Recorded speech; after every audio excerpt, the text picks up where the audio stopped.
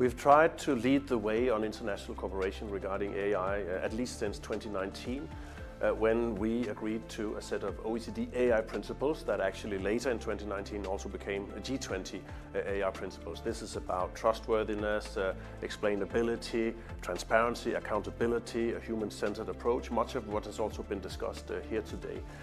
Now 5 years have passed and there's been a tremendous development. We are now familiar with generative AI, we're only at the beginning of that. So we are going to review those principles next year to make them relevant for 2024. We've already started that work. We have reviewed our definition of AI systems that's being fed into rulemaking in the US and actually also directly has it informed the EU AI Act. And then we're also trying to do a lot of things on the evidence side, the practical side. We have an AI policy observatory where we have now gathered more than 1,000 policy initiatives on AI.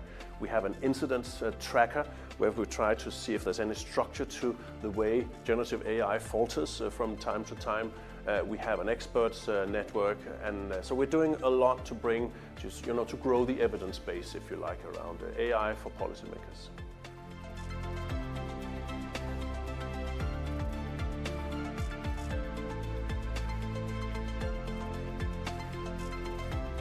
No, I think I have to commend the work the EU is doing. One of the most important pieces of legislation around AI out there. Canada and Brazil are also leading the way. But they're different approaches, right? The US and the UK, for example, have more of what you could call a light touch approach with a sectoral approach with non-binding principles. So even within like-minded countries, there are different approaches. And then if we go beyond OECD members and the West, you will see another kind of regulation or legislation like in China, for example. So this is why we need this spectrum of international cooperation from like-minded cooperation, for example, among G7 countries, among OECD countries, among Council of Europe countries plus. And then on the other hand, we also need a UN track, the work that's being done in the UN, UNESCO, but also G20 has a different nature. And the key word in all of this is interoperability, because we have to make sure that these different types of legislation or types of regulatory approaches, they're actually able to speak together, and there is some kind of alignment to make it easier for businesses and startups and entrepreneurs to find their way through this jungle of regulation that is growing at the moment.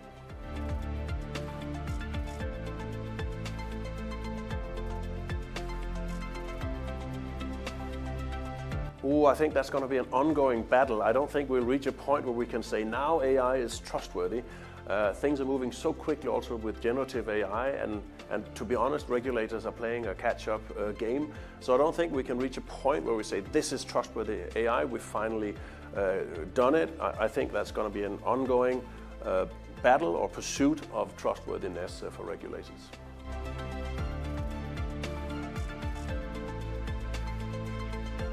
Well, for us at the OECD, the next step is trying to help all these different international tracks speak together. We are very active both in G7, in G20, in the UN Advisory Board, with GPI. We were there also at the London AI Safety Summit a couple of weeks ago. So we want to do anything we can to help with our expertise and our evidence, our policy advice in all of these different fora, also realizing that there will continually probably be a need for more than one forum on this. The key is that these different fora and these different approaches have to find some kind of alignment, some kind of interoperability, and we'd like to help on that.